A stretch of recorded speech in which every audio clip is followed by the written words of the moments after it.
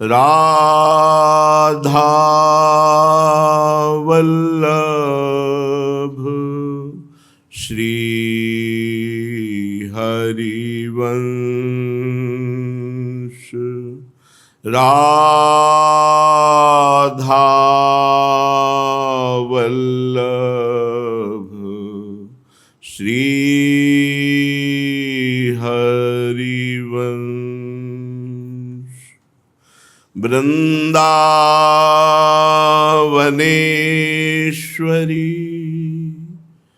तवैव पदारविन्दम्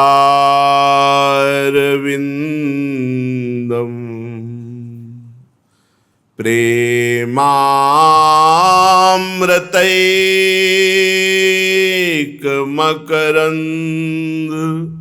रसौघपूर्णम्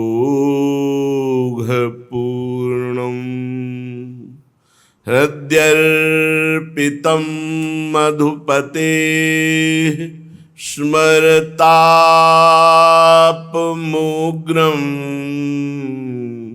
निर्वापयत् परम शीतलमाश्रयामि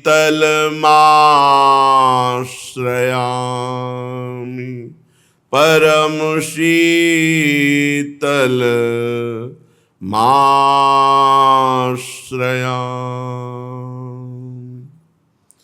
परम सच्चिदानंद घन प्रेमानंद स्वरूप नवनिभृत निकुंज महामहिम परम पावन श्री वृंदावन धाम।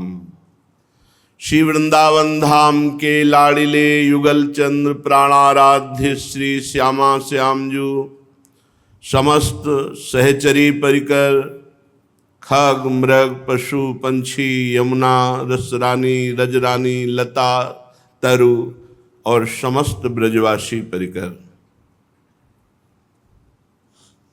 प्रियालाल बहुत प्रसन्न हैं हम पर, जो हमें सतमार्ग में चलने के लिए अवसर दिया।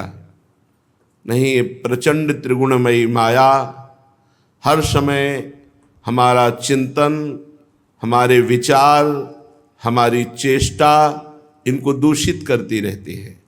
दूषित अर्थात प्रभु से विमुख कर करके भोगासक्ति, भोगों में सुख बुद्धि, ये दूषित बुद्धि का लक्षण है।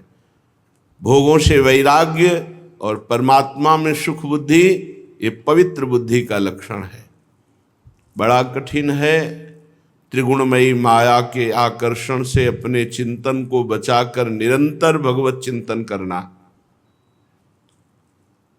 पर धाम की कृपा, गुरुदेव की कृपा, इष्ट देव की कृपा, कहो कृपा ते कहा न होई। कृपा से क्या नहीं हो सकता, अर्थात सब कुछ हो सकता है। और वो कृपा हमारे ऊपर है, बस हमें दृढ़ता पूर्वक कृपा का आश्रय लेना है। कैसी भी परिस्थिति हो, हारना नहीं है। बस ये एक साधक में कमजोरी होती है, वो घबरा जाता है, भयभीत हो जाता है, निराश हो जाता है, उदास हो जाता है। नहीं, हम एक बार निश्चय करें कि बहुत से जन्म हमने माया के लिए दे दिए, एक जन्म हम प्रभु की भक्ति के लिए देते हैं। अब चाहे दुख आवे या सुख आवे, हमें आनंद मिले ना मिले, हमें नरक मिले परम पद मिले, हमको इसकी कोई परवाह नहीं। हम जिद्दी स्वभाव से दृढ़ता पूर्वक भजन में लग जाए, फिर आप देख लो सब कुछ प्राप्त हो जाएगा। हमारी बात मान लो, एक बार भजन के लिए जीवन दे दो। बहुत कंजूसी है प्रभु की तरफ चलने में, और बड़ी उदारता है माया की तरफ चलने में। हम देखते हैं अपने मन बुद्धि को, ये प्रभु की तरफ चलने में बहुत कंजूसी, और माया की तरफ बड़ा उदार।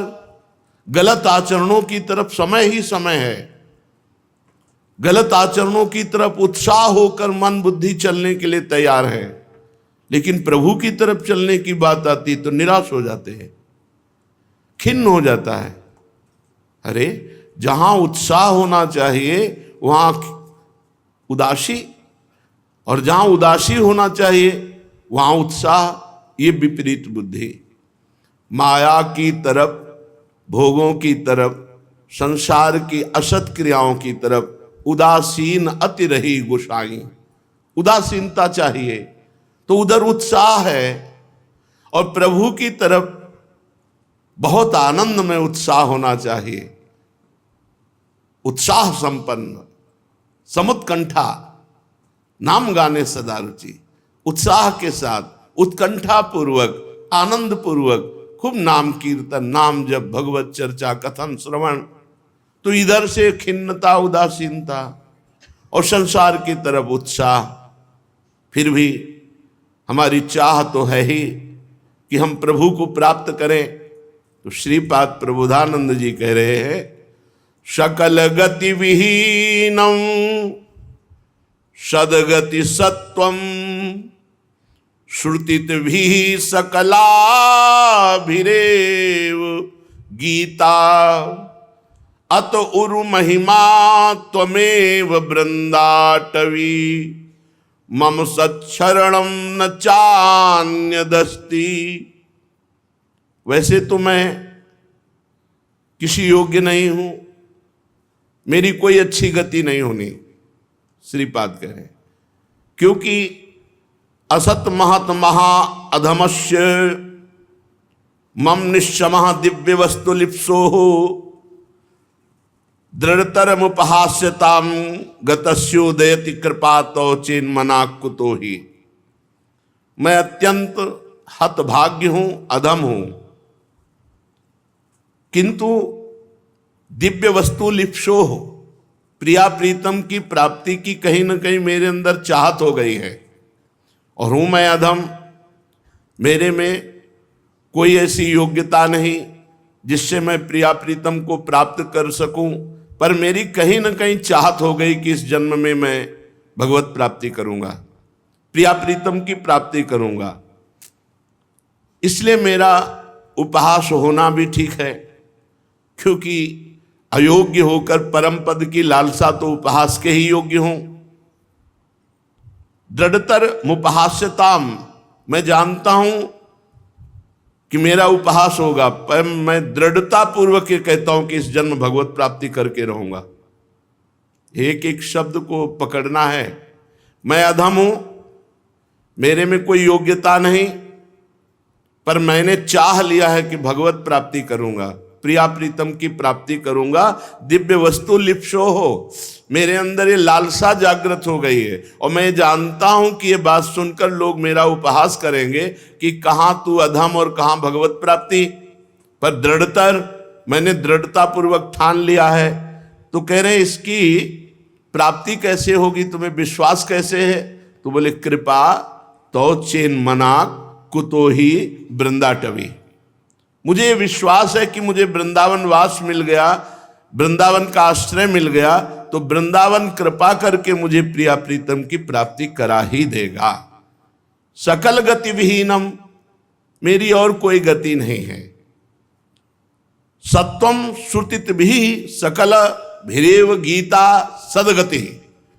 मैंने ये सुन रखा है बड़े बड़े महापुरुषों से कि वृंदावन में यदि शरीर स्वाभाविक प्रारब्ध भोग भोगते हुए पूरा हो, सुख दुख जैसी परिस्थिति हो, स्वाभाविक, ऐसी मूर्खता न करे कि वृंदावन में शरीर पूरा होगा, चलो यमुना जी में डुबकी लगा लेते हैं, वहां शरीर छोड़ देते हैं तो परम पद मिल जाएगा, चलो भाई किसी तरह शरीर को नष्ट कर देते हैं वृंदावन में, दुर्गति होगी दुर्गति।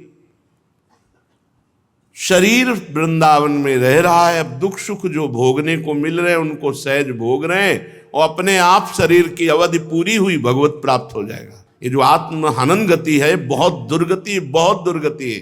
कभी भूल कभी ऐसी नहीं करनी चाहिए कि हम किसी पावन तीर्थ में शरीर छोड़ देंगे तो हमें परम पद मिल जाएगा। दुर्गति होगी, बहुत बुरी गति होती है शरीर को नष्ट करने वाले की।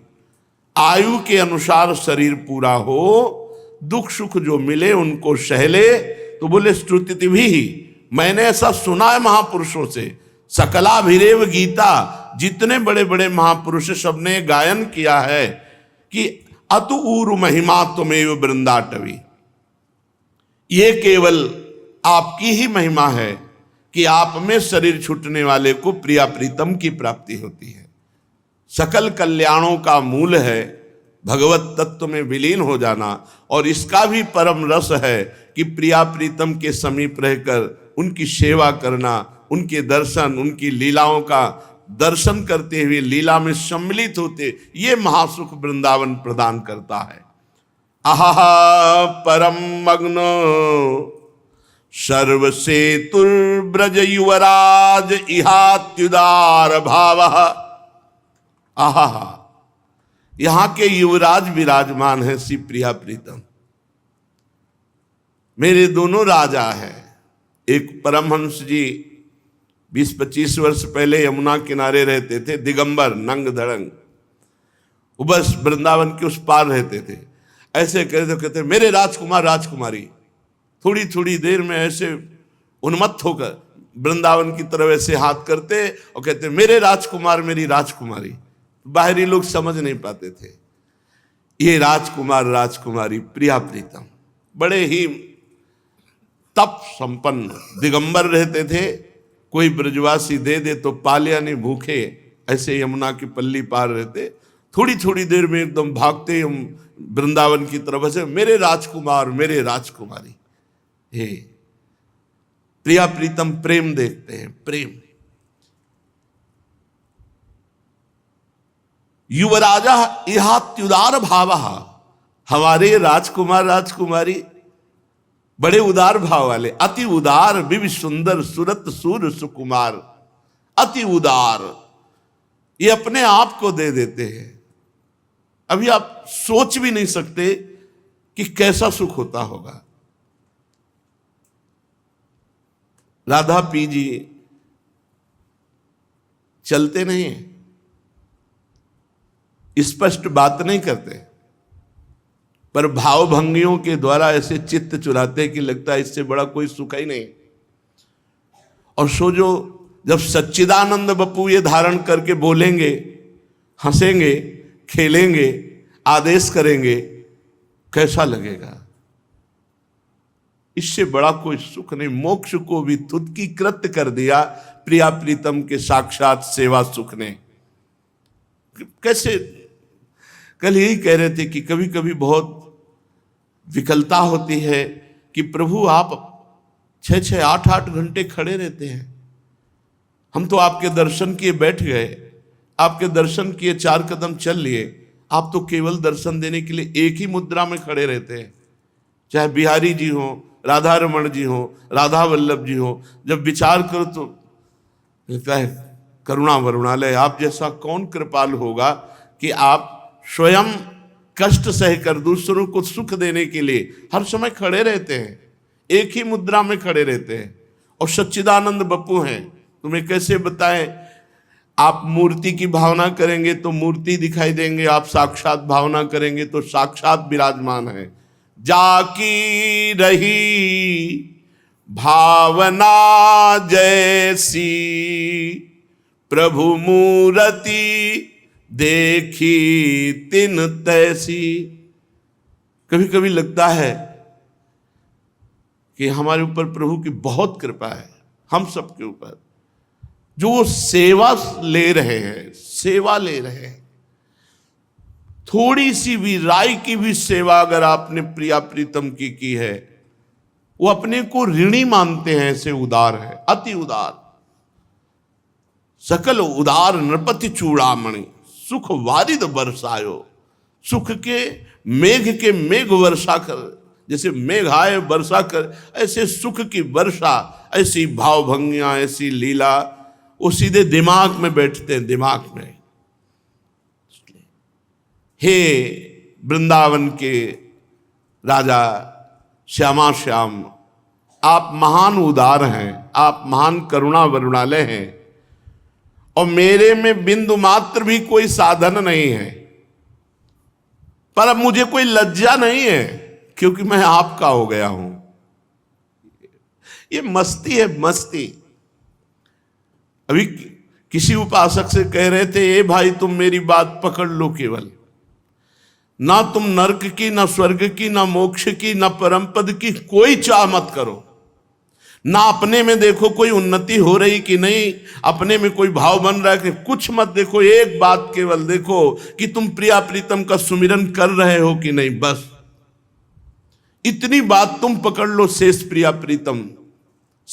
प्रीतम योगक्षेमम वाहम्यम, अप्राप्ति की प्राप्ति कराना और प्राप्ति की रक्षा करना ये उनका कार्य है, हमारा कार्य है सतत स्मृति, अखंड स्मृति, निरंतर सुमिरन। श्रीपाद कह रहे मेरे में बिंदु मात्र भी कोई ऐसे लक्षण नहीं, कोई सद्गुण नहीं, और मुझे कोई लज्जा नहीं है। क्यों? क्योंकि मैं आपका हो गया हूं और आप अति उदार हैं, आप सकल उदार नृपति चूड़ामणि हैं, जितने भी उदार हैं उनके राजा हैं आप, इसलिए मुझे कोई लज्जा नहीं लगती, मैं आपका हूं।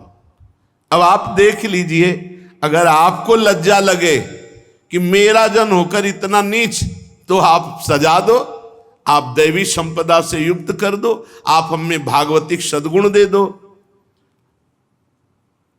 त्वयि चिरमधिराप्य सर्वशक्ति, आप कोई कमजोर हो क्या? अनंत शक्तियों के स्वामी हो आप। परम चमत्कृति मत्यनंग कुशाश्वाम, आप सदैव प्रेम रस में डूबे रहते हो, प्रियाजू के संग सदैव प्रेम में डूबे हुए वृंदावन में विहार करते हो। सुखम रमत राधयैव वृंदावनम कथम अत्र तदा भावानुदास्ताम।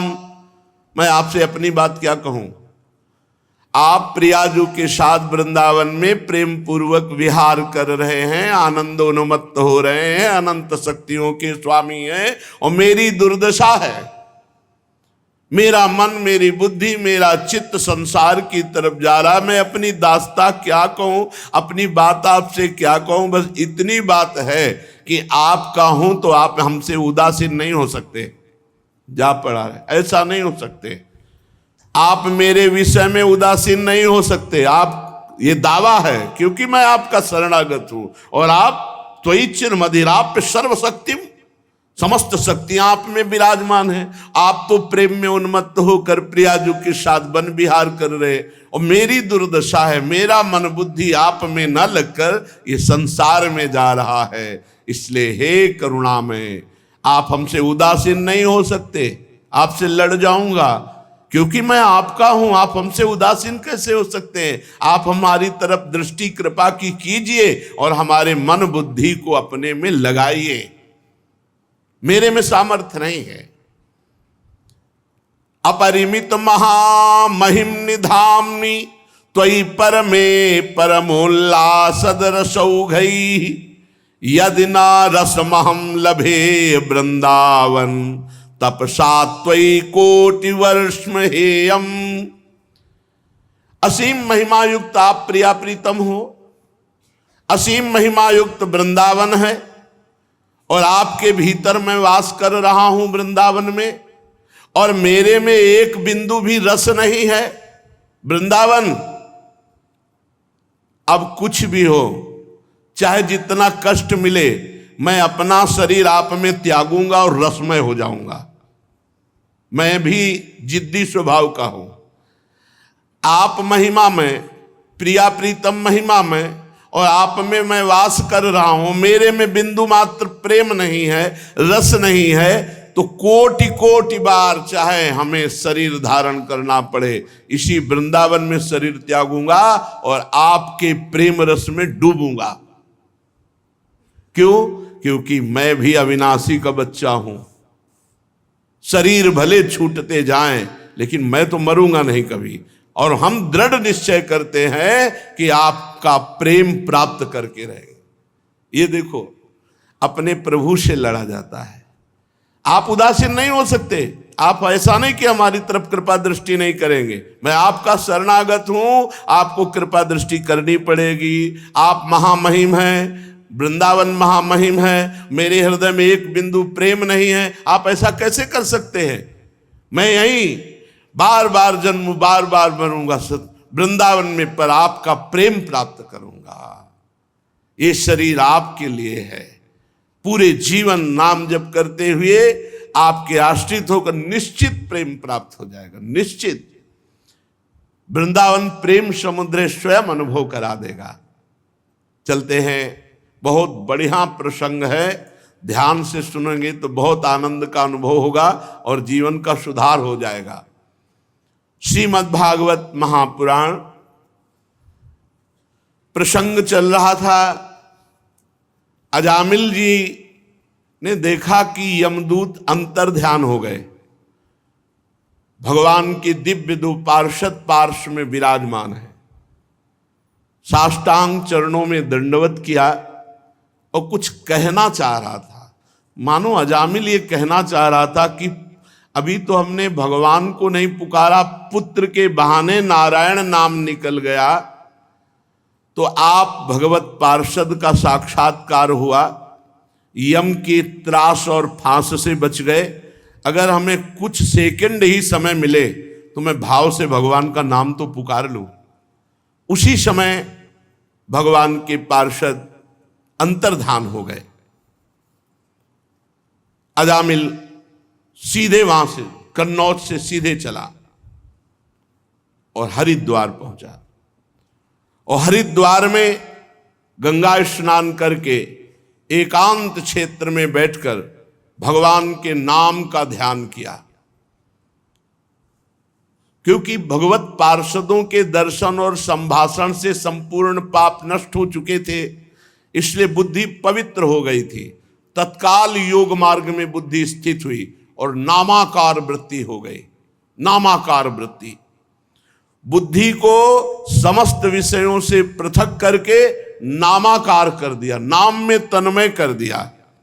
जेव ही नाम में बुद्धि तन्मय हुई, त्रिगुण का मल भस्म हो गया, सतोगुण रजोगुण तमोगुण नष्ट हो गया, बुद्धि त्रिगुणातीत। जेव ही त्रिगुणातीत हुई, उसी समय देखा कि 4 पार्षद आ गए।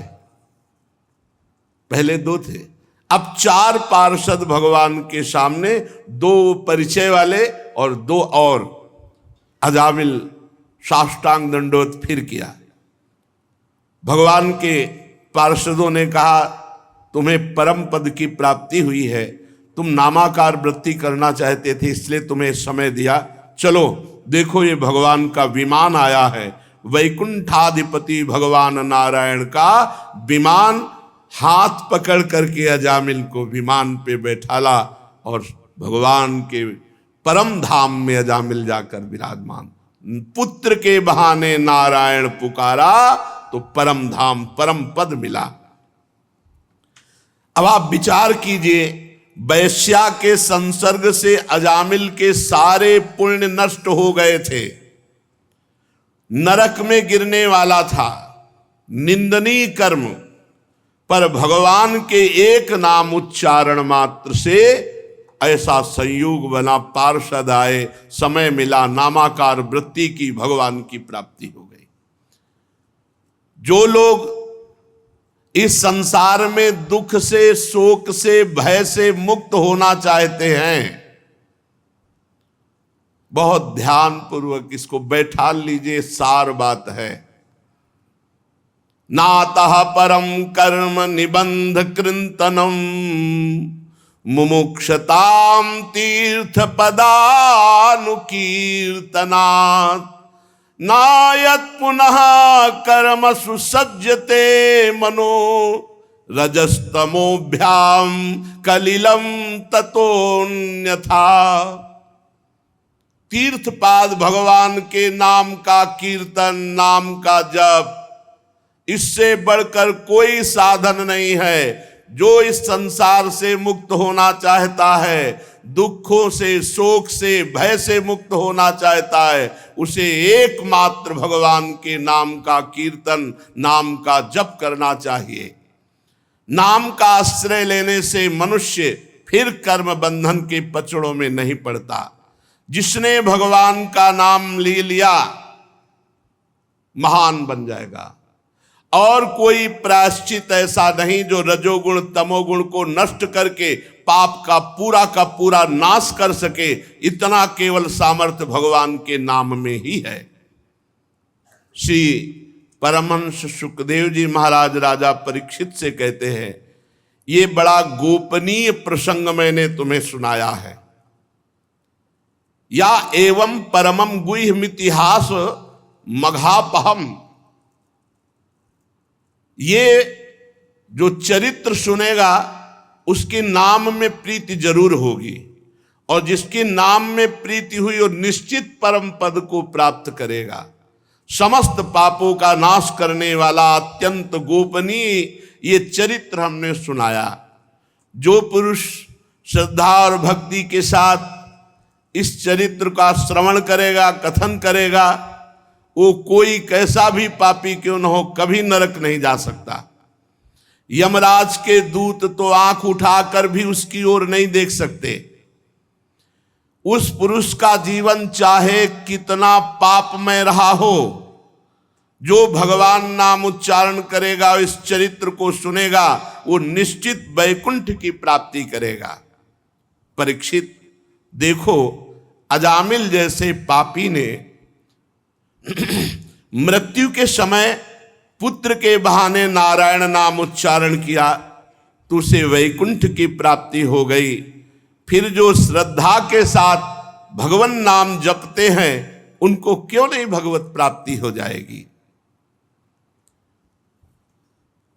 अब तो यमराज के दूत जब भगवान यम के पास पहुंचे तो उनको बड़ा आश्चर्य हुआ, क्योंकि दो भगवत पार्षदों ने यमपास काट दी और उनको वहां से विदा किया। एक तरह से यमराज के दूतों का अपमान ही तो हुआ। तो संयमनी पुरी में जाकर के यमराज के दूतों ने हाथ जोड़ करके कहा, यमदूतों ने कहा, कति संति शास्तारो जीव लोकस्य वै प्रभो त्रैविध्यम कुर्वतः कर्म फलाभिव्यक्ति हेतवा।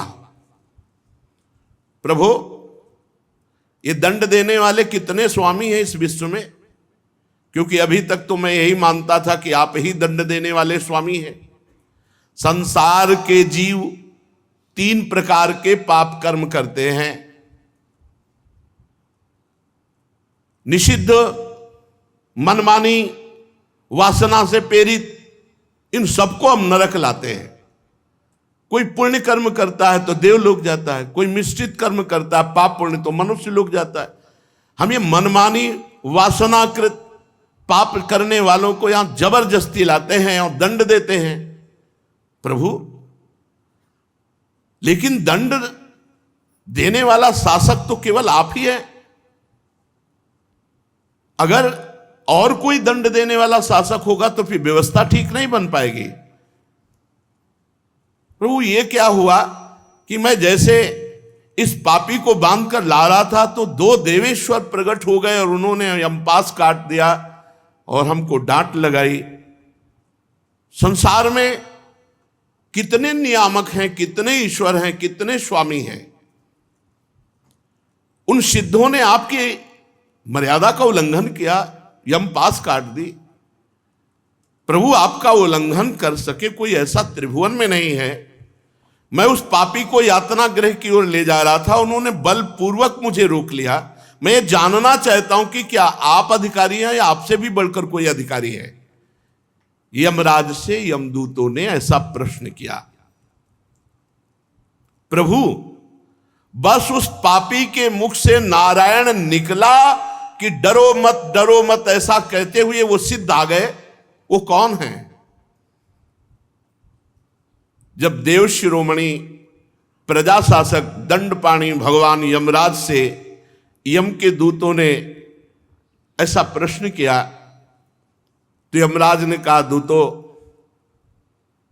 तुम तो केवल मुझे ही अपना स्वामी मानते हो, लेकिन मेरे भी स्वामी हैं जो चराचर जगत के स्वामी हैं। ये संपूर्ण जगत सूत में वस्त्र के समान ओतप्रोत है। जैसे पूरे वस्त्र में सूत ही सूत है, ऐसे ही पूरा जगत भगवत स्वरूप ही है। उन्हीं भगवान के अंश से ब्रह्मा जगत का सृजन करते हैं, उन्हीं भगवान के अंश से विष्णु पालन करते हैं, उन्हीं भगवान के अंश से शंकर जी इसका संहार करते हैं। ये उत्पत्ति, स्थिति, प्रलय, ये तीन रूप धारण किए हुए वही भगवान हैं, ब्रह्मा, विष्णु और महेश। और हम सब उसी प्रभु के अधीन हैं। मेरे प्यारे दूतों, वो जगदीश्वर भगवान श्री हरि सबको ऐसे अधीन रखते हैं जैसे किसान नाथ से बांधकर बैल को अधीन रखता है। ऐसे संपूर्ण ब्रह्मांड, संपूर्ण जगत को अपने अधीन भगवान श्री हरि की है। हम सब भयभीत रहते हैं उन्हीं प्रभु से कि कहीं कोई त्रुटि ना हो जाए, कहीं कोई अपराध न बन जाए। दूतों, मैं यमराज, देवराज इंद्र, निरिति, वरुण, चंद्रमा, अग्नि, शंकर, वायु, सूर्य, ब्रह्मा, 12 आदित्य, विश्व देवता, 8 वसु, साध्य, 49 मरुत, सिद्धजन, 11 रुद्र, रजोगुण तमोगुण रहित भृगु आदि महर्षि, बड़े बड़े देवता, ये सब उन्हीं भगवान के अधीन है। और कोई ये नहीं जान सकता कि भगवान कब क्या करना चाहते हैं। दूतों, जब ये ईश्वर कोटि के जन नहीं जान पाते तो औरों की तो बात ही क्या है। सबके अंतःकरण में भगवान सूक्ष्म रूप से विराजमान है। एक भक्त ने प्रश्न किया था एकांतिक में कि भगवान कहते हैं यहीं विराजमान है, तो हैं कहां? हमें तो नहीं दिखाई देते। तो दूध में घी विराजमान है, कहां दिखाओ? बोले रुको, प्रक्रिया करेंगे, दूध को औटाएंगे, दही बनाएंगे, मंथन करेंगे, मक्खन निकलेगा, फिर घी निकलेगा। हाँ, तो ऐसे ही प्रक्रिया से भगवान स्थूल सूक्ष्म कारण तीनों शरीरों का बात करके अचिंत शक्ति महाप्रभु के चिंतन में जो तन्मय है, तो वहीं हृदय में ही भगवान का अनुभव हो जाता है। जैसे मेहंदी के रेसे रेसे में लालिमा है, लेकिन आप चीर कर देख लो कहीं लाली दिखाई दे। प्रक्रिया है, प्रक्रिया करोगे तो हाथ में रखकर 30-40 मिनट बाद धो के देखो, लाल हो जाएगा। ऐसे ही परमात्मा सर्वत्र विराजमान है। साधन करो, भगवत चिंतन करो, असाधनों का त्याग करो, अभी देखो आपको अनुभव में आने लगेंगे प्रभु हृदय में ही विराजमान। सबके हृदय में भगवान साक्षी रूप से विराजमान है। कोई भी प्राणी इंद्री, मन, प्राण, हृदय या वाणी आदि के द्वारा उनको नहीं जान सकता। उनका चिंतन करे और कृपा करे तो उनको जान सकता है। प्रभु सबके स्वामी हैं, परम स्वतंत्र हैं और सब में विराजमान हैं। बिना उनकी कृपा से उनको कोई नहीं जान सकता। सोई जा नहीं जेहि देहु जनाई, वही जान सकता है जिसे भगवान कृपा करके जना दे।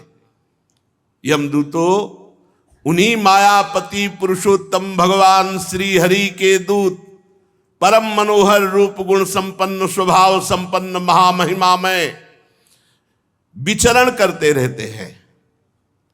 अगर कोई भी भगवान नाम जापक है और उसको कोई कष्ट देना चाहे तो भगवान के पार्षद गुप्त रूप से विचरण करते रहते, तत्काल उनकी रक्षा करते हैं। अलौकिक पार्षदों का दर्शन बड़ा दुर्लभ है। वे भगवान के भक्त जनों को उनके शत्रुओं से, मुझ यमराज से, अग्नि आदि भारी भारी विपत्तियों से सुरक्षित रखते हैं। भगवान के पार्षद स्वयं भगवान ने धर्म की मर्यादा का निर्माण किया है। ना तो कोई ऋषि जानते हैं, ना कोई देवता, ना सिद्धगण, पूर्ण तो भगवान ही जानते हैं। ऐसी स्थिति में कोई मनुष्य, विद्याधर, चारण, असुर आदि भगवान को कैसे जान सकते हैं, भगवान के द्वारा स्थापित सूक्ष्म धर्म को कैसे जान सकते हैं। भगवान के द्वारा जो भागवत परम धर्म है वो अत्यंत शुद्ध और गोपनीय है। वो वही जान पाता है जिसे भगवान जनाते हैं। जो जान लेता है वो भगवान का स्वरूप हो जाता है। जानत तुम्हें तुम्हें हो जाई, वो साक्षात भगवत स्वरूप हो जाता है। हम 12 व्यक्ति हैं जो भागवत धर्म का रहस्य जानते हैं। ब्रह्मा जी, देव ऋषि नारद, देवाधिदेव भगवान शंकर, सनत कुमार, कपिल देव जी, स्वयंभू मनु, प्रहलाद, जनक, भीष्म पितामह, महाभागवत बलि, सुखदेव जी और मैं धर्मराज। ये 12 हैं जो भगवान की महामहिमा महाभागवत धर्म को जानते हैं। इस जगत में जीवों के लिए बस सबसे बड़ा कर्तव्य है, परम धर्म है कि भगवान के नाम जप और नाम कीर्तन में रुचि हो जाए। ये जीवन का लाभ है। नाम जप नाम कीर्तन आदि उपायों के द्वारा भगवान के चरणों की भावमयी भक्ति को प्राप्त कर ले। प्रिय दूतों, भगवान के नाम की महिमा तुमने देखी। अजामिल जैसा पापी एक बार मरते समय अपने पुत्र के बहाने नारायण नाम उच्चारण किया तो भगवान के पार्षद आ गए और मृत्यु पाश को काट दिया। जो भगवान के भाव में भर करके चरित्र सुनते हैं, भगवान की लीला गायन करते हैं, भाव में भरकर नाम जप करते हैं, नाम कीर्तन करते हैं, इससे संपूर्ण अपराधों और पापों का नाश हो जाता है। और इतना ही फल नहीं है, वो भगवान के प्रेम को प्राप्त होता है। ये अत्यंत पापी अजामिल मरने के समय चंचल चित्त से पुत्र भाव से भगवान नाम उच्चारण किया तो नामाभास मात्र से सारे पाप नष्ट हो गए और उसे भगवान की प्राप्ति हुई। हे दूतों, बड़े बड़े विद्वानों की बुद्धि भगवान की माया से मोहित रहती है, इसीलिए वे भगवान के नाम जप भगवान के नाम कीर्तन में रुचि ना करके कर्मानुष्ठान, जिनका मीठा मीठा फल शास्त्रों में वर्णन है, उसी में मोहित रहते हैं और बड़े बड़े कर्मों का अनुष्ठान करते रहते हैं। वो महामहिम भगवान के नाम में प्रीति नहीं कर पाते। ये देखो कितनी विचित्र भगवान की माया है कि विद्वान होते हुए भी वो भगवान के नाम में प्रीति नहीं कर पाते। भगवान के नाम में प्रीति होना सबसे बड़ा कठिन कार्य है। ये काम कर लिया तो विश्व में कोई भी ऐसा कार्य नहीं जो आप कर ना सके। काम, क्रोध, लोभ, मोह, मद, मत्सर सब पर विजय नाम जापक ही कर पाता है। जितना नाम जप करोगे उतने बलवान होते जाओगे आंतरिक। बड़े खेद की बात है कि सब शास्त्रों का ज्ञान होने पर भी भगवान की माया से मोहित होकर बड़े बड़े सकाम कर्मों का अनुष्ठान करते रहते हैं, भगवान नाम में प्रीति नहीं, भगवान नाम कीर्तन नाम जप में रुचि नहीं। प्रिय दूतों, बुद्धिमान पुरुष को चाहिए अनंत भगवान की महिमा अनंत नाम में छुपी हुई है। अनंत भगवान के नाम, राम कृष्ण हरि कृष्ण, हजारों करोड़ों असंख्यों नाम, बस नाम में रुचि पैदा कर ले, नाम जपने में रुचि हो जाए। जिसके मुख से भगवान का नाम निकला ते में न दंड मरहंत्यथ यद्यद मीशाम स्यात् पातकम तदपि हन्युरिगायवादा। बड़ी ऊंची बात कह रहे धर्मराज जी। जिसके मुख से भगवान का नाम निकला वो मेरे दंड का पात्र नहीं रहता, चाहे जितना पाप किया हो, मुख से नाम निकल गया, अब वो मेरे दंड का पात्र नहीं रहा। पहली बात तो जो नाम जप करते हैं उनसे पाप होता नहीं है, पर यदि कहीं कदाचित संगवश संयोगवश कोई पाप बन जाए तो जो भगवान का नाम जप करते हैं, नाम कीर्तन करते हैं, उसी से सारे पाप नष्ट हो जाते हैं। जो समदर्शी भगवान को ही अपना साध्य और साधन समझकर भगवान के भरोसे हैं, एक एक शब्द बड़ा गूढ़ है। जो भक्त भगवान को ही अपना साधन मानते हैं और भगवान को ही साध्य मानते हैं और भगवान पर निर्भर है, भगवान के प्रपन्न है, शरणागत है, तो बड़े बड़े देवता, बड़े बड़े सिद्ध उनको नमस्कार करते हैं। उन नाम जापक संतों को नमस्कार बड़े बड़े देवता करते हैं। ते देव सिद्ध परिगीत पवित्र गाथा, ये साधव समदृशो भगवत प्रपन्ना, तान्नोपसीदत हरेर्गदयाभिगुप्तान्, नैषां वयं न च वयः प्रभवाम दंडे। आहा, मेरे दूतों, जो भगवान का नाम जप करते हैं, भगवान को ही अपना साधन और साध्य मानते हैं, भगवान की शरण में है, तो बड़े बड़े सिद्ध देवता, बड़े बड़े सिद्ध ऋषि मुनि उसके यश का गान करते हैं, उसको नमस्कार करते हैं। और भगवान गदा पाणी की, कौमोद की गदा गुप्त रूप से उन भक्तों की रक्षा में रहती है। अये यमदूतो, तुम लोग कभी भूलकर मत फटकना, किसी की सामर्थ्य नहीं, ना मेरी ना और किसी की, कि नाम जापक भक्त को दंड दे सके, इतनी सामर्थ्य तो काल में भी नहीं है। मेरी क्या, नैषाम वयम न च वयः प्रभवाम दंडे, किसी का प्रभाव, किसी की सामर्थ्य नहीं कि नाम जापक को दंड दे सके। इसलिए भूल कर तुम मत जाना जिनके मुख से नाम निकल रहा है उनके पास। बड़े बड़े परमहंस दिव्य रस के लोभ से संपूर्ण जगत और शरीर आदि से अपनी अहमता ममता हटाकर अकिंचन होकर निरंतर भगवान मुकुंद के पादारविंद का मकरंद रस पान करते रहते हैं।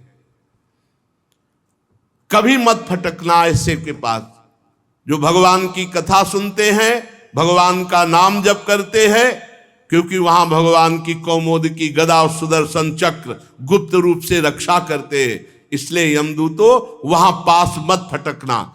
तुम ऐसे लोगों को लाना जो भगवान की निंदा करने वाले, भगवान के भक्तों की निंदा करने वाले, भगवान नाम उच्चारण ही नहीं करते, भगवान की कथा नहीं सुनते, नरक के दरवाजे घर गृहस्थी के भोगों में और तृष्णा का बोझा ढो रहे हैं, उन्हीं को मार मार करके मेरे पास लाना। ऐसे के पास मत फटकना जो कथा सुनते हैं, नाम जप करते हैं, भगवान की शरण में है, भगवान के आश्रित हैं, ऐसों के पास भूल कर मत जाना। जिनकी जीव कभी भगवान के गुणगान नहीं करती, भगवान का नाम उच्चारण नहीं करती, ऐसों को लाना। जिभ्या न वक्ति भगवत गुण नाम ध्येयम, चेतश्च न स्मरत तच्चरणारविंदम। जो चित्त से कभी भगवान का चिंतन नहीं किए, वाणी से कभी भगवान का नाम कीर्तन नहीं किया, वाणी से कभी भगवान के गुणगान नहीं किए, ऐसों को मेरे पास लाना। जिनका सिर कभी भगवान के भक्त संत महात्मा और भगवान के श्री विग्रह के सामने नहीं झुकता, ऐसे भगवत विमुख पापियों को मेरे पास लाना। आज मेरे दूतों ने भगवान के पार्षदों का अपराध किया तो मानो भगवान का तिरस्कार हुआ, और सेवक का अपराध स्वामी का अपराध माना जाता है। इसलिए हम अपने को अपराधी मानकर भगवान नारायण और भगवान नारायण के पार्षदों से क्षमा मांगते हैं, उनको प्रणाम करते हैं, हम अज्ञानी हैं, ये धर्मराज जी कह रहे, क्योंकि हमारे जनों ने अपराध किया भगवान का, भगवान के पार्षदों का अपराध किया। तो मैं सर पर अंजलि बांध करके बड़ी उत्सुकता के साथ प्रभु को प्रणाम करता हूं कि प्रभु करुणा करे और हमारे अपराध को क्षमा करे। महामहान्वित भगवान के लिए योग्य है कि वे मुझ दास के अपराध को क्षमा करे। सर्वांतर्यामी एक रस अनंत प्रभु को मैं बार बार नमस्कार करता हूं। सुखदेव जी कहते हैं, परीक्षित, इसलिए तुम ऐसा समझ लो कि बड़े से बड़े पापों का सर्वोत्तम अंतिम पाप वासनाओं का निर्मूल करने वाला प्रायश्चित है केवल भगवान का नाम। जितना भगवान नाम कीर्तन, भगवत गुण लीला गायन श्रवण, इससे बढ़कर कोई भी साधन नहीं पाप के नष्ट करने का और भगवत प्राप्ति का, भगवत प्रेम प्राप्ति का। जो लोग बार बार भगवान के उदार गुण, कृपापूर्ण चरित्रों का गायन करते हैं और खूब ध्यान मन लगाकर कथा सुनते हैं, नाम कीर्तन करते हैं, उनकी जैसी आत्मशुद्धि होती है वैसी किसी बड़े बड़े व्रतों का अनुष्ठान, बड़े बड़े तीर्थयाटन, बड़े बड़े संयम नियम करने वालों की भी वैसी शुद्धि नहीं होती। तस्मात् संकीर्तनम विष्णुर जगन मंगल मंघसाम महतामपि कौरव्य विद्धे कांतिक निष्कृतिम शृण्वताम गृणताम वीर्या युद्धामान हरिर्मुहु यथा सुजातया भक्त्या शुद्धिन्नात्मा व्रतादि भी। बड़े बड़े व्रतों का अनुष्ठान करने से जो लाभ नहीं मिलता, बड़े बड़े तीर्थयाटन करने से जो लाभ नहीं मिलता, वो शरणवताम गृणताम, जो भगवान नाम सुनते हैं, भगवान नाम कीर्तन करते हैं, उनको जैसी शुद्धि होती है वैसी किसी अन्य साधन से नहीं। जो मनुष्य भगवान श्री कृष्णचंद्र जी के चरणारविंद का दासत्व स्वीकार करके खूब नाम जप नाम कीर्तन करता है, वो इस महान माया के आपातरम्य दुखद विषयों से बैरागी बन जाता है। ब्रह्मादिक के भोग सब विषम लागत ताई, नारायण ब्रजचंद की लगन लगी है जाए। कृष्णांग ही पद्म मधुलिन पुनर्विशिष्ट माया गुणेशु रमते वृजना वहेशु। जो भगवान के चरण के आश्रित हैं, भगवान के चरण कमलों के जो भ्रमर बने हुए हैं, जो नाम कीर्तन करते हैं, नाम जप करते हैं, उनको माया का ये दुखद विषय आकर्षण नहीं होता। चाहे वो ब्रह्मादिक के भी भोग क्यों न हो, वो आकर्षित नहीं कर सकते नाम जापक को। समझो, ये कहते हैं हम चाहते नहीं है पर हमारा मन विषयों में जाता है और ऐसा नाम जप नहीं, इसलिए नाम जप बढ़ाइए। देखिए यहाँ कह रहे हैं कि जो संपूर्ण लोक लोकांतरों के भोग हैं वो कृष्ण चरणारविंद के दासत्व से युक्त हृदय वाले को, जिनका नाम जप चल रहा है, नाम कीर्तन, कभी नहीं घसीट सकते। नाम जप नहीं है, वही कमजोरी हमारी हमें भोगों में ले जा रही है। कामनाओं के समय आप नाम जप क्यों नहीं कर रहे थे जब कामना उत्पन्न हो रही थी? अगर नाम जप नहीं होगा तो बुद्धि का हरण हो जाएगा, बुद्धि में पानी फेर देगी माया और आप वही कर बैठेंगे जो नहीं करना चाहिए। इसलिए बुद्धि को शुद्ध रखने के लिए, पापों का मार्जन करने के लिए अन्य कोई प्रायश्चित कर्म की जरूरत नहीं। निरंतर नाम जप करो, नाम कीर्तन करो, भगवान की कथाएं सुनो, इससे हृदय बहुत जल्दी पवित्र होगा। परीक्षित, जब यमदूतों ने अपने स्वामी धर्मराज के मुख से इस प्रकार भगवान की महिमा सुनी तो भूमि पर मस्तक रखकर भगवान के पार्षदों और भगवान को प्रणाम किया और उनके आश्चर्य की सीमा न रही कि जीवन भर पाप करने वाला एकमात्र भगवान के नाम का उच्चारण करके ऐसी महिमा युक्त परम पद को प्राप्त हुआ।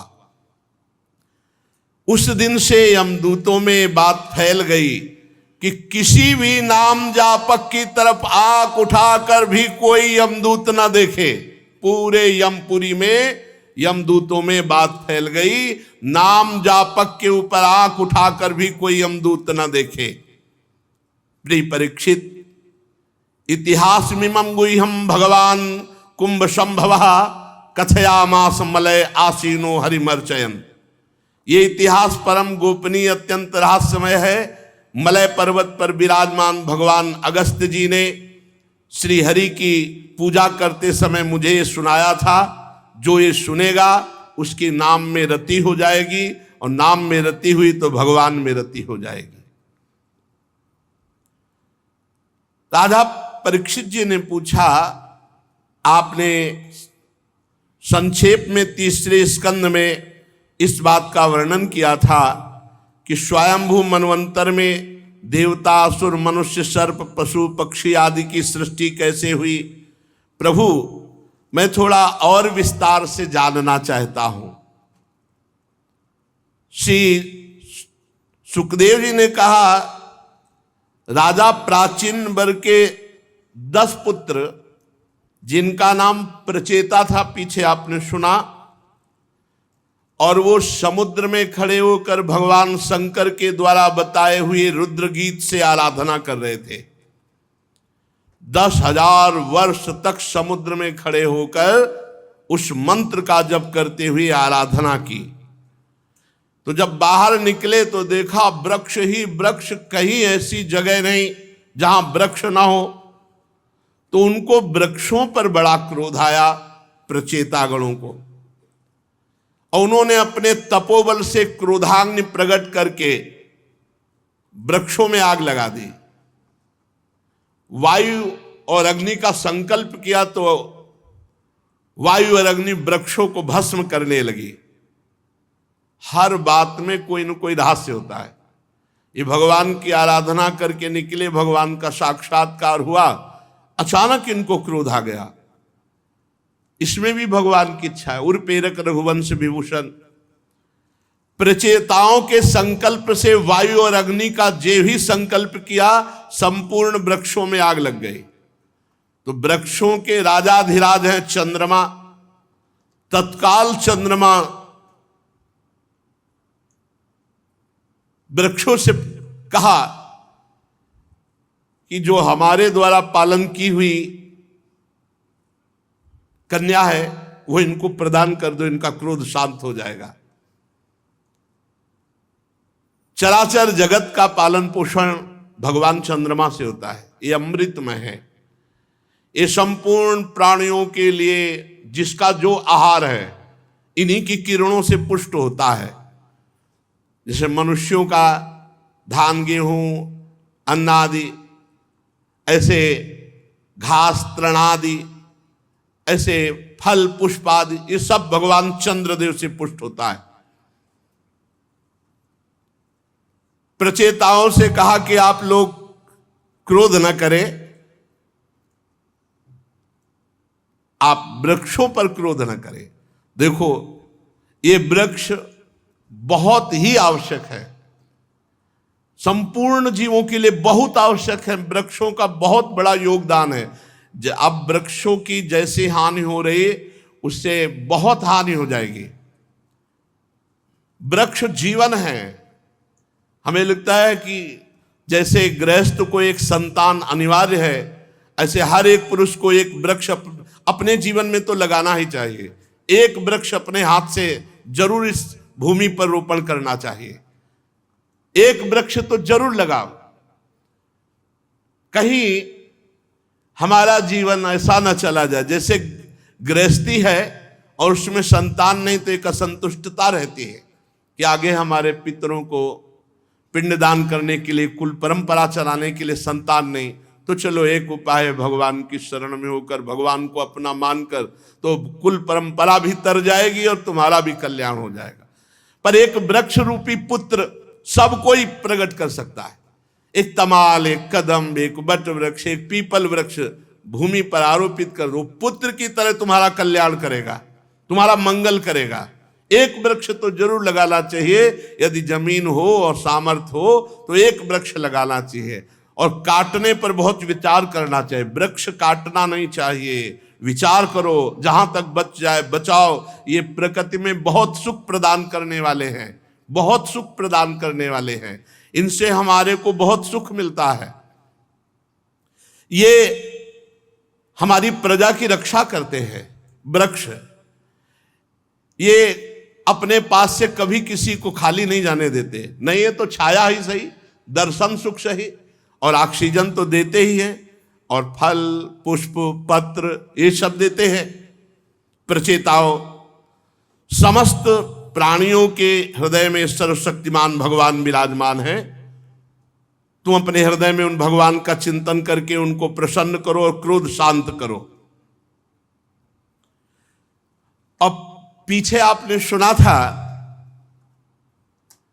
कि प्रमलोचा अप्सरा की सुंदर एक कन्या थी, उसको भगवान चंद्रमा ने अमृत वर्षिणी वृत्ति के द्वारा पोषण किया था और वृक्षों को दे दिया था। प्रचेताओं को वृक्षों ने वो कन्या प्रदान की कि आप 10 पत्नी के रूप में स्वीकार करें। 10 प्रचेता और 1 कन्या। उन्होंने प्रचेताओं ने धर्मानुसार पाणी ग्रहण किया, मारिशा नाम था उसका। उन्हीं प्रचेताओं से और मारिशा से दक्ष की उत्पत्ति हुई। ये महामहिम प्रजापति है, और दक्ष ने विशेष प्रजा की सृष्टि की। इनका अपनी पुत्रियों पर बड़ा प्रेम था। प्रजापति दक्ष ने जल थल आकाश में रहने वाले देवता असुर मनुष्य ये सब प्रकट किए संकल्प से। दक्ष प्रजापति ने जब उन्होंने देखा कि संकल्प करने पर सृष्टि नहीं बढ़ रही, तब विंध्याचल के निकटवर्ती पर्वत पे जाके घोर तपस्या की, और वहां अत्यंत श्रेष्ठ तीर्थ है, उसका नाम है अघमर्षण। उसमें स्नान करते ही सारे अघ अर्थात पाप नष्ट हो जाते हैं। दक्ष 3 बार उसमें स्नान रोज करते और भगवान श्री हरि का भजन करके भगवान की प्रसन्नता के लिए आराधना करते। प्रजापति दक्ष ने हंस गुह्य नाम के स्तोत्र के द्वारा भगवान की आराधना की, स्तुति की, हे भगवान आपकी केवल अनुभूति ही की जा सकती है। भगवान आनंदमय है, आपकी चित्त शक्ति अमोघ है, आप जीव और प्रकृति दोनों से परे हैं और दोनों के नियंता हैं और दोनों को स्फूर्ति प्रदान करते हैं। किसी भी प्रमाण की आप तक पहुंच नहीं है, आप किसी की अवधि नहीं है, आपकी कोई सीमा नहीं है, आप स्वयं प्रकाश है, आप परमात्मा हैं, आपको नमस्कार है। इस शरीर में एक ही जगह 2 वास कर रहे हैं, ईश्वर और जीव। दोनों एक दूसरे के सखा हैं, पर ईश्वर जीव को भी जानता है और निवास स्थान को भी जानता है, और जीव ना ईश्वर को जानता है ना अपने निवास स्थान को जानता है। निवास स्थान को ही अपना स्वरूप मान बैठा है। जीव सर्वशक्तिमान प्रभु को अपना मित्र नहीं मान रहा, नहीं जान रहा, और प्रभु मान रहे। ये रूप रस गंध आदि भोगों में मतवाला ना अपने निवास को जानता है ना अपने प्यारे को जानता है। महेश्वर, मैं आपको नमस्कार करता हूं। देह अर्थात शरीर, प्राण, पंच प्राण, इंद्रियां, अंतःकरण की वृत्तियां, पंचमहाभूत, तन्मात्राएं, ये सब मायाकृत हैं, ये सब जड़ हैं, और इसी को इस जीव ने मैं मान लिया है। इसी से ना वो प्रभु को जानता है, ना अपने आप को जानता है, ना अपने निवास स्थान को जानता है। प्रभु पर आप सबके ज्ञाता हैं, आप अनंत है, इसलिए मैं तो केवल आपकी स्तुति ही करता हूं। जगत में जितनी भिन्नता दिखाई पड़ती है वो सत्य नहीं है, ये बात समझ लीजिए। ये बात समझ गए तो जीत गए माया को। ये जितनी भिन्नता दिखाई देती, स्त्री पुरुष, असत सत, विद्वान मूर्ख, उत्तम अधम, महात्मा दुरात्मा, ये माया की भिन्नता है। तत्व सब में एक ही परमात्मा विराज। जो तत्व को देखता है वो जीवन मुक्त होता है, और जो बाहरी क्रियाओं को देखता है वो फंस जाता है। जितनी भिन्नताएं हैं सब माया की हैं, और जो इन भिन्नताओं का निषेध कर दे तो जो बचता है वो आप परमात्मा हैं। जब तक विचार शुद्ध नहीं होता तब तक आपके स्वरूप में माया की उपलब्धि दिखाई देती है, माया दिखाई देती है। जब तक शुद्ध विचार नहीं होता तब तक परमात्मा में माया ही दिखाई देती है। सारे नाम, सारे रूप, चराचर जगत केवल आप बने हुए हैं। यह बात कैसे समझ में आवे? केवल आप बने हुए। प्रभु आप प्रसन्न होइए, मेरे को दृष्टि दीजिए, केवल आप है। जो कुछ वाणी से कहा जाता है, जो कुछ मन से सोचा जाता है, जो कुछ बुद्धि से निश्चय किया जाता है, जो कुछ इंद्रियों से ग्रहण किया जाता है, वो सब माया ही है। माया में गो गोचर जहां लगो मन जाई, सो सब माया जानो भाई। इससे आपके स्वरूप को नहीं जाना जा सकता। गुण, सतोगुण, रजोगुण, तमोगुण, उनकी उत्पत्ति, उनका अधिष्ठान सब आप में है, पर आप ऐसे छुपे हुए हैं कि आपको जाना नहीं जा सकता। इनके द्वारा भगवान आप अपनी कृपा से अपनी पहचान करवाते हैं। इसीलिए जो जान गया वो ये देखता है कि बनाने वाले आप हैं और बनने वाले भी आप हैं। बनाने वाले आप हैं और बनने वाले भी आप हैं, और बिगाड़ने वाले भी आप हैं। अब क्या, जिसको ये बोध हो गया सृष्टि रचना करने वाले आप हैं, और जो रचा गया वो भी आप है, और जो लय हो रहा है वो भी आप है। आप तो बस मुझ पर प्रसन्न होइए। हे प्रभु, कोई वाद विवाद के द्वारा आपको नहीं जान सकता, तर्क के द्वारा आपको नहीं जान सकता, क्योंकि जितना तर्क है वो बुद्धि तक है। बार बार मोह में डालने वाली त्रिगुणमयी माया की बुद्धि से कोई तर्क के द्वारा भगवान को कैसे जान सकता है? आप सबके आधार हैं, बुद्धि के ही आधार है। परीक्षित, विंध्याचल के अगमर्षण तीर्थ में जब प्रजापति दक्ष जी ने इस प्रकार भगवान की स्तुति की तो भगवान प्रकट हो गए। उस समय भगवान गरुण के कंधे पर चरण रखे हुए, विशाल एवं हृष्ट पुष्ट अष्टभुजा, चक्र, शंख, तलवार, ढाल, बाण, धनुष, पास, गदा, आठों भुजाओं में धारण किए हुए थे। सुदर्शन चक्र, पांचजन्य शंख, तलवार, ढाल, बाण, धनुष, पास, कौमुद की गदा, 8 अस्त्र 8 भुजाओं में। वर्षाकालीन मेघ के समान श्यामल शरीर पर पीतांबर फहरा रहा था। मुखमंडल प्रफुल्लित, नेत्रों में प्रसाद की वर्षा, घुटनों तक लंबी बनमाला लटक रही, वक्षा स्थल पर श्रीवत्स का चिन्ह, गले में कौस्तुभ मणि, बहुमूल्य किरीट, मस्तक पर, हाथों में कंगन, कानों में मकराकृत कुंडल और कमर में करधनी, अंगूठी, अंगुलियों पर कड़े, नूपुर, बाजूबंद, सब आभूषणों से सुशोभित बड़ा सुंदर रूप भगवान श्री हरि का। त्रिभुवनपति भगवान त्रैलोक विमोहन रूप धारण किए हुए गरुण पर विराजमान हैं, और गरुण जी के चारों ओर नारद जी, नंद, सुनंद आदि दिव्य पार्षद भगवान की स्तुति कर रहे हैं। इंद्र आदि देवेश्वर पुष्पों की वर्षा कर रहे हैं। बड़ा आश्चर्य में अलौकिक रूप देखकर प्रजापति दक्ष जी सहम गए। फिर आनंद से भरकर भगवान के चरणों में साष्टांग दंडवत किया। प्रजापति दक्ष के आनंद के उद्रेक से अश्रुधारा बह रही थी।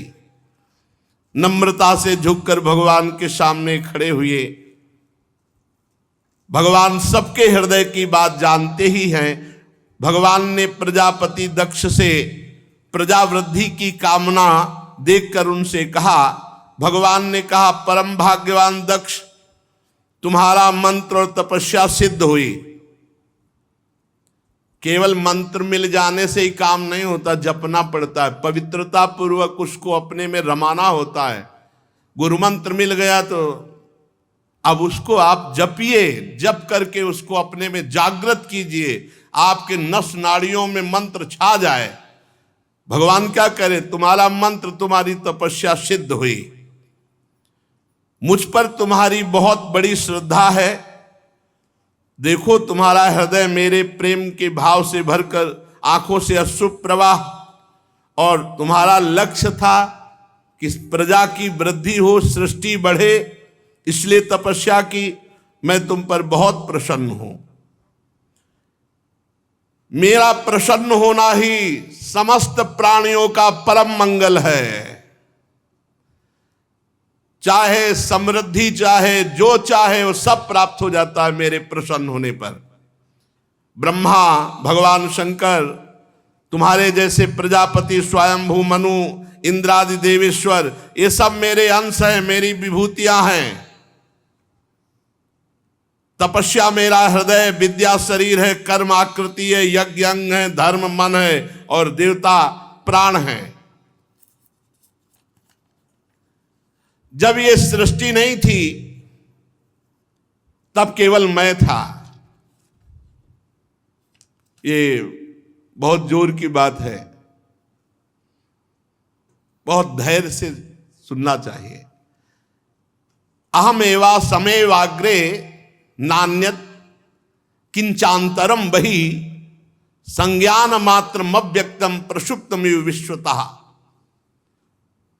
जब ये सृष्टि नहीं थी तब केवल मैं ही था, वो भी निष्क्रिय, क्रिया रहित। बाहर भीतर कहीं कुछ नहीं था, कुछ नहीं था। बाहर भीतर कहीं भी कुछ नहीं था। ना कोई दृश्य था, ना कोई दृष्टा था। केवल मैं ज्ञान स्वरूप, और वो भी अव्यक्त।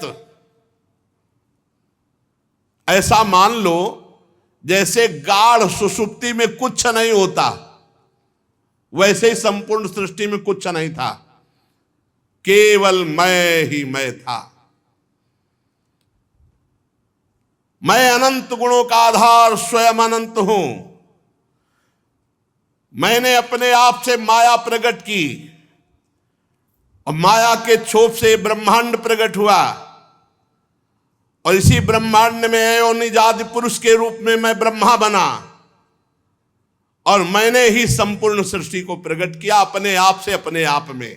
जब सृष्टि नहीं थी मैं ही मैं था, जब सृष्टि नहीं रहेगी तो मैं ही मैं रहूंगा, और बीच में जो कुछ प्रकट हुआ सब मैं हूं। इतना ज्ञान हो जाए बस जीवन मुक्त हो गया। और ये बात तभी समझ में आएगी जब तपस्या होगी। बिना घोर तप के ये कोई नहीं जान सकता। इसीलिए ब्रह्मा जी भी प्रकट होकर पहले तप किए, और उस तपस्या के प्रभाव से 9 प्रजापतियों की सृष्टि की। दक्ष, ये पंचजन प्रजापति की कन्या अश्विनी है, तुम इसे पत्नी रूप में ग्रहण करो, और गृहस्थोचित स्त्री सहवास रूप धर्म से अब सृष्टि प्रकट करो। अब बहुत सी सृष्टि तुम्हारे द्वारा प्रकट होगी। मानसिक सृष्टि हो गई, अब तुम स्त्री पुरुष के संयोग से सृष्टि उत्पन्न करो। ये हमारी बहुत बड़ी सेवा होगी। देखो यहां गृहस्थी में ध्यान रखना है। जो लोग समझते हैं कि हम गृहस्थ में हैं, हमको तो भगवत प्राप्ति नहीं हो सकती। वहां आप देखिए, यहां भगवान कह रहे हैं ये गृहस्थ धर्म में संतान उत्पन्न करना भी भगवान की पूजा है। कह रहे मेरी सेवा होगी।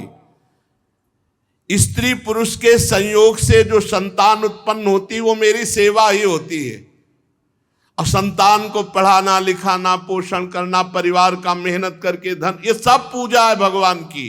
मन मानो, तुम अहंकार मत करो। नाथ सकल संपदा तुम्हारी, मैं सेवक समेत सुत नारी। बढ़िया भगवत प्राप्ति हो जाएगी। नाम जप करो और धर्म पूर्वक आचरण करो। भगवान इतना कह करके अंतर ध्यान हो गए।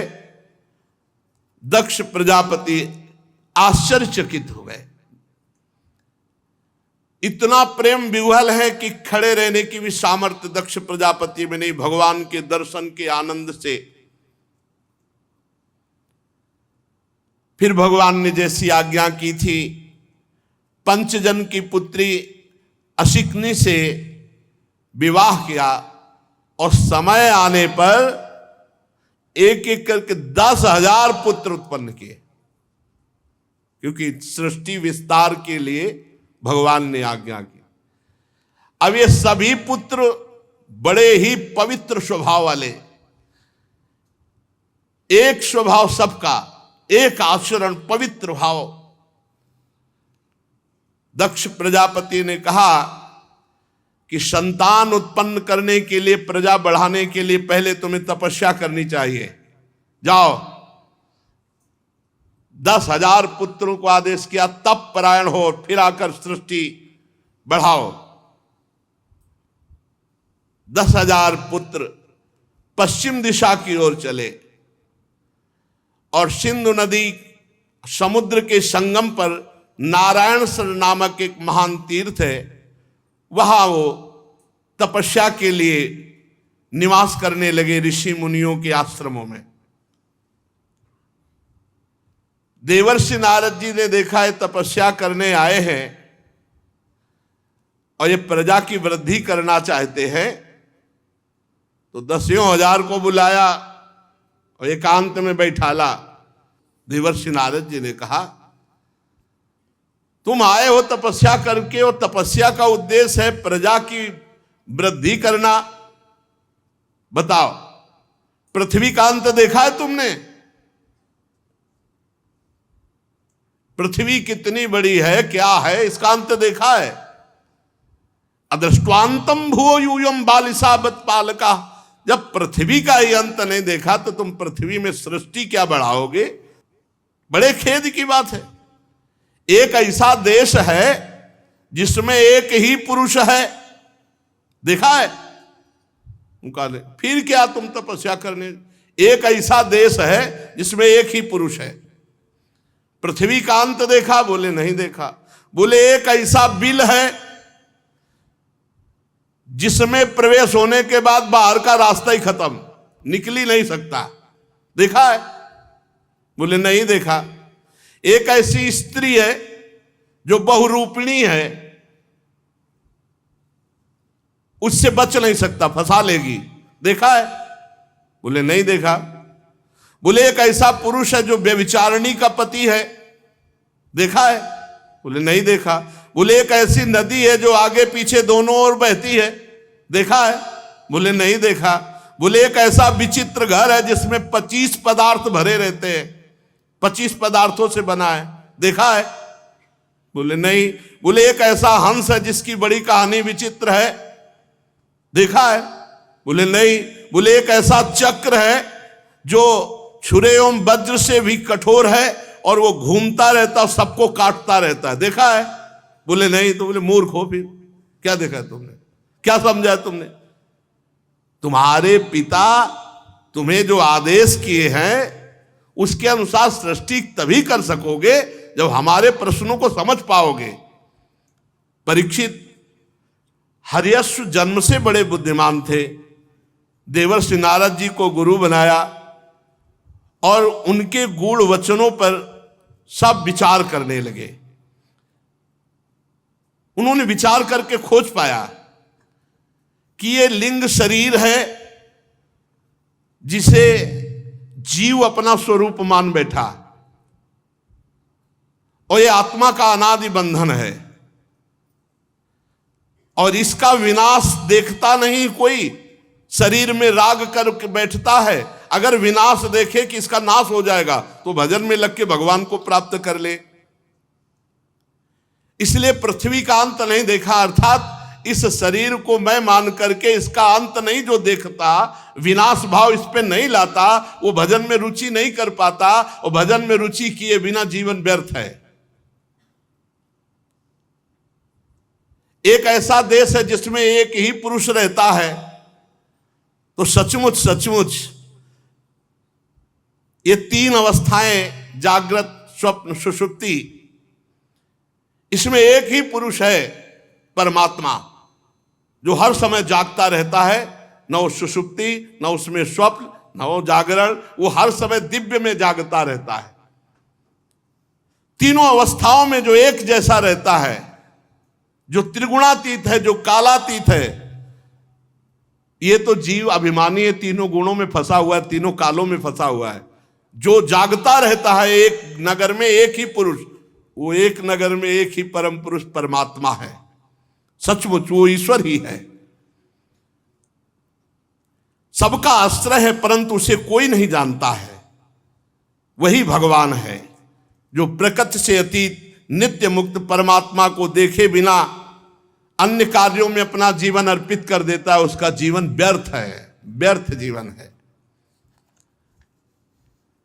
और एक बिल ऐसा है जिसमें घुसने के बाद कोई आज तक वापस नहीं आता, वो है माया। इस माया रूपी बिल में एक बार जो घुसा तो नए नए देश, जैसे नीचे पाताल तल वितल सुतल लोक है, नए नए खेल माया के, नए नए आकर्षण माया के, निकल ही नहीं पाया, लौट ही नहीं पाया अभी तक। जैसे कोई पाताल में प्रवेश कर पावे तो लौट नहीं पाता, ऐसे जीव इस संसार रूपी बिल में एक बार प्रवेश किया, वापस नहीं लौट पाया। ऐसा ये माया ठगनी का रचा हुआ संसार है, एक बार जो प्रवेश किया वापस नहीं लौट पाया, वापस नहीं लौटा। इसी शरीर में, इसी मन में, इसी इंद्रियों में इस कोट से फंस गया कि कभी वापस ही नहीं आ पाया। वो नारद जी ने जो कहा एक बिल है जिसमें प्रवेश करने के बाद वापस नहीं आया। वापस आने का मतलब अपने स्वरूप में स्थित हो जाना नहीं, बस वही स्त्री पुत्र परिवार राग धन मकान, इसी में सत्य मानकर फंस गया। एक स्त्री है जो बहुरूपिणी सबको फंसा लेती है, यही त्रिगुणात्मिका माया। कोई ऐसा नहीं है जिसको ये फंसा न ले। शिव विरंचिका मोहे को है बपुरान, अस जिय जान भजी मायापति भगवान। ज्ञानी नाम चेतांश देवी भगवती ही सा। वो बहुत रूप धारण करके जीव को भगवान से विमुख किए हुए है। और इसी माया का जो भोक्ता बनता है वो व्यभिचारिणी पति है, वो व्यभिचारिणी पति है। क्योंकि विविध प्रकार की वासनाओं में फिसला हुआ जीव कभी निकल नहीं पाता है। जीव इस माया का अंत जाने बिना, अर्थात विवेक ज्ञान प्राप्त किए बिना कभी शांति को प्राप्त नहीं हो सकता। ये माया बुद्धि में बैठ जाती है और बुद्धि ही उल्टा स्त्री के समान इसको फंसाती रहती। ये भोग, ये भोग, यहां चलो, ये देखो, ये सूंघो, ये सुनो, ये भोगो। जीव परतंत्र हो करके अपनी स्वतंत्रता, अपने स्वरूप ज्ञान को नष्ट कर दिया है। एक नदी है जो दोनों तरफ बहती है, वो है माया। माया का ये दोनों तरफ बहती। सृष्टि रचना भी इसी से होती है, सृष्टि विनाश भी यही रचती, यही विनाश, दोनों तरफ यही रचती है और यही नष्ट भी करती है। ये दोनों तरफ बहती है। अहंकार, क्रोध, काम, मोह, मद, मत्सर इस माया के वेग हैं, और रचना और नाश हो जाना इसकी दोनों तरफ के वेग है। ये इधर भी बहती विनाश की तरफ और इधर भी सृजन भी। 25 तत्व का एक ही अद्भुत घर है। पुरुष उसका आश्चर्य में आश्रय है, और वो अपने स्वरूप को भूलकर इसी घर में बैठ गया, स्त्री शरीर मानकर, पुरुष शरीर मानकर। भगवान का स्वरूप ये हंस है जीव, ये हंस अपने को भूल करके जीव भाव में आकर के दुर्गति को प्राप्त हो गया। एक चक्र है वो काल चक्र जो सबका नाश करता है, हर समय घूमता रहता है, सारे जगत को नष्ट करता रहता है, किसी की रोकने की सामर्थ्य नहीं इस काल चक्र को। इसलिए शास्त्र ही पिता है और जो नए जन्म का निर्माण करता है। शास्त्र पिता अर्थात ज्ञान का उत्पन्न होना नया जन्म है, इसी जन्म से हमारा परम मंगल होगा। ज्ञान नहीं हुआ तो मरा हुआ व्यक्ति समझो, जिसके हृदय में ज्ञान नहीं तो बस गलत आचरण होते हुए दुर्गति को प्राप्त होता है। 10,000 ने नारद जी की परिक्रमा की, प्रणाम किया और कहा आज से हम सब सन्यासी, लौट के नहीं जाएंगे दक्ष के पास, अब भजन करेंगे, जान लिया आपने जो इशारा किया। और सब मोक्ष पथ के पथिक बन गए 10,000 पुत्र, और बड़ी तपस्या करके भगवान से वरदान मांग के पुत्र प्राप्त किए थे कि सृष्टि बढ़ेगी। वो नारद जी ने बीड़ा उठाई, नारायण नारायण श्री हरि श्री हरि, चल दिए, 10,000 को बाबा जी बना दिए। दक्ष प्रजापति को मालूम हुआ कि मेरे शीलवान 10,000 पुत्रों को जो इतनी बड़ी तपस्या की थी उनको सबको संत बना दिया, मोक्ष पथगामी। बहुत व्याकुल हुए, बहुत हृदय में जलन हुई। ब्रह्मा जी ने बहुत समझाया, दक्ष प्रजापति को सांत्वना दी कि देखो हमारी कृपा से तुम में बल में कमी नहीं, और पुत्र प्रकट कर लो। तो अब 10,000 तो पहले प्रकट किए थे, अब 1,000 प्रकट हुए, 1,000। उनका नाम सबलाश्व था। वे भी अब दक्ष प्रजापति जी ने कहा कि तपस्या के द्वारा इस सृष्टि बढ़ती है, जाओ थोड़ी तपस्या करके आओ और फिर गृहस्थी में आओ और सृष्टि प्रकट करो। जो ये 1,000 पुत्र थे ये भी उसी दिशा की ओर गए, नारायण नारायण नारायण।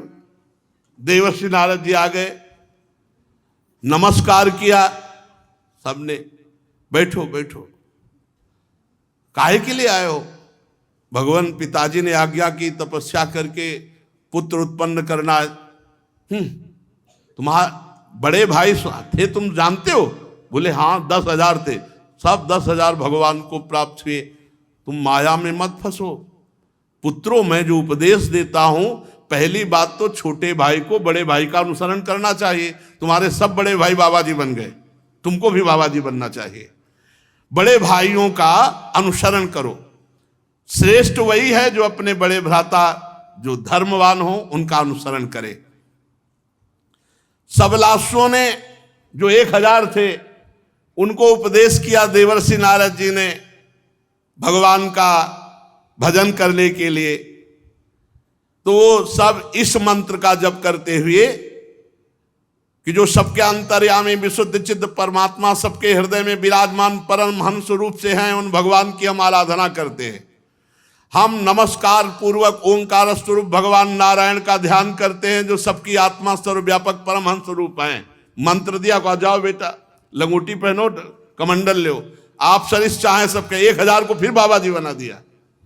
अब वो वहां सृष्टि बढ़ाने के लिए बार बार संकल्प तपस्या सब लगा के पुत्र प्रकट करते हो, नारद जी बाबा जी बना देते हैं। इसीलिए भगवान के भक्तों का सानिध्य माया में नहीं फंसने देता।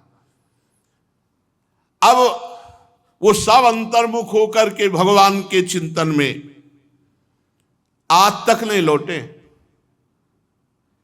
दक्ष प्रजापति को सूचना मिली कि 10,000 जिस मार्ग में गए थे 1,000 को और बाबा जी बना दिया नारद जी ने। अब इतने व्याकुल हुए और नारद जी के प्रति बहुत क्रोध आया और कहा चौपट कर दिया सारी तपस्या, हमारी तपस्या से पैदा किए थे।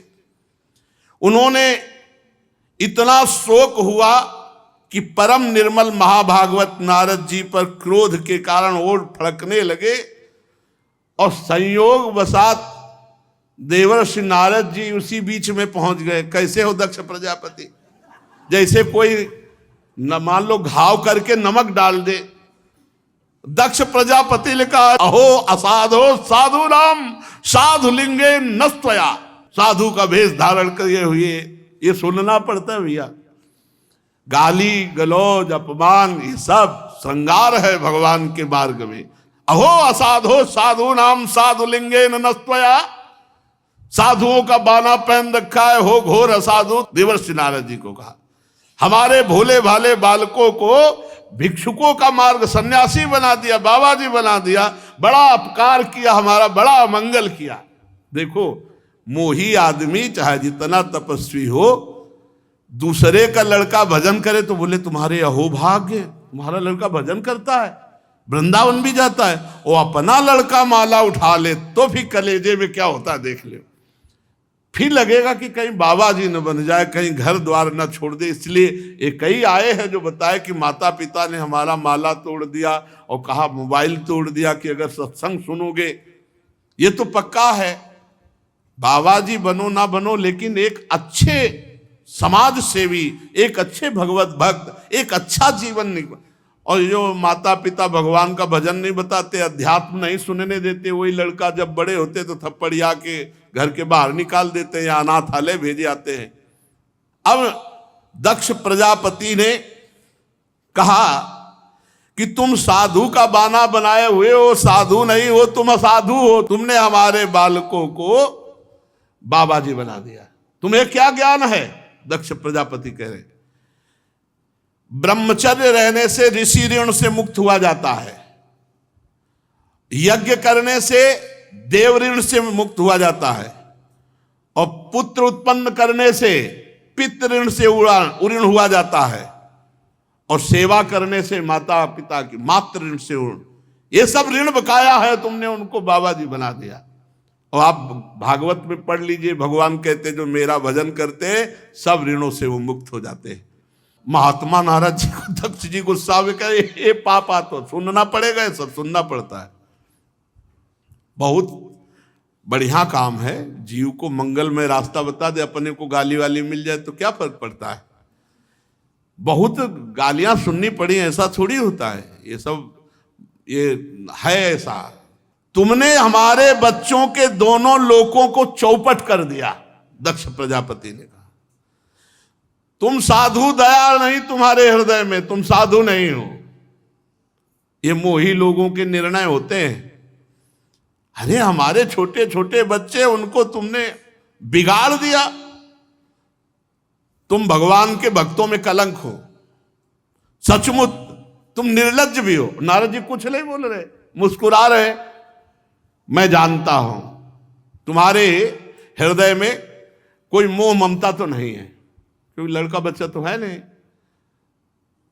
तुम क्या जानो परिवार का प्रेम, हमारे पुत्रों को जो बाबा, क्या जानो परिवार का प्रेम। ठीक बात है, क्या जाने परिवार, लेकिन तुम नहीं जानते हो प्रेम किसे कहते हैं। तुम मोह से ग्रसित हो, इसलिए प्रेम को नहीं जानते हो। सच्चा प्रेम तो महात्मा ही करते हैं, जो भगवान के प्रेमी जन होते हैं, जन्म जन्म की बिगड़ी बना देते हैं। देखो माता पिता किस बात में सुखी होते हैं, अच्छा खवा दिया, अच्छा कपड़ा लत्ता, खूब डट के सो जाओ, जगाएंगे नहीं, माता पिता नहीं जगाएंगे। खूब अच्छे से सो जाओ, खाओ पियो, पढ़ो लिखो, रुपया कमाओ, बढ़िया दुल्हन लाओ, बढ़िया दूल्हा मिले, भाई इतना ही है।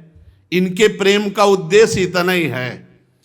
और अगर कहीं किसी संत महात्मा का कृपा प्रसाद प्राप्त हुआ तो वहीं रहते हुए अपने चित्त को भगवान में स्थित किया, या इतना प्रबल तीव्र वैराग्य जागृत कर दिया कि संपूर्ण संसार से अनंत जन्मों की बिगड़ी मिटा करके और भगवान की प्राप्ति, जन्म मरण के बंधन से मुक्त।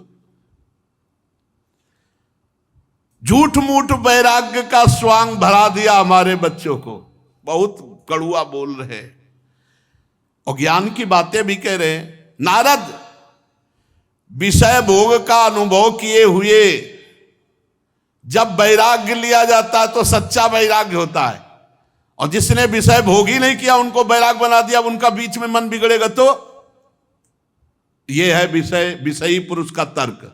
और रामकृष्ण परमहंस जी ने क्या कहा, कोरी मटकी में बहुत बढ़िया दही जमता है।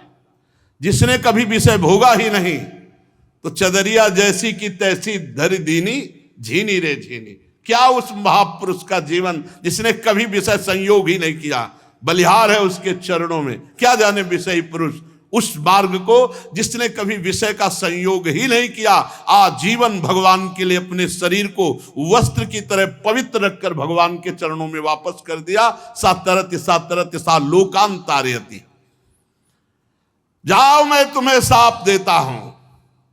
दक्ष प्रजापति भजनानंदी हैं, भगवान का भजन किए, लेकिन मोह से ग्रसित है। और देवर्षि नारद जी, नारद सिख जे सुनहि नर नारी, अवसि भवन तजी हो ही भिखारी। आप सरिस चाहें सब कीन्हा, सबको भगवत भक्त, जाओ मैं श्राप देता हूं, तुम कहीं ठहर नहीं सकते बहुत समय तक, 2 घड़ी से ज्यादा नहीं टिक सकते, कहीं पूरे जीवन जाओ भटकते रहोगे। 2 घड़ी से ज्यादा नहीं, 48 मिनट से ज्यादा नहीं। नारद जी ने कहा 48 मिनट में तो हम काम कर देंगे। 48 मिनट का हमें मिल गया तो इतने में तो हम 10,000 और 1,000 सबको भगवान का भक्त सन्यासी बना दिया। श्री सुखदेव जी कहते, परीक्षित, ये महान संत शिरोमणि देवर्षि नारद जी ने है। नारद जी ने हाथ जोड़कर कहा, तुम्हारा साप स्वीकार है। ये इसी को साधुता कहते हैं। एतावान साधुवादो ही तितिक्षेतेश्वर स्वयं, यही साधुता है कि दूसरों का मंगल करके स्वयं साप स्वीकार कर लिया।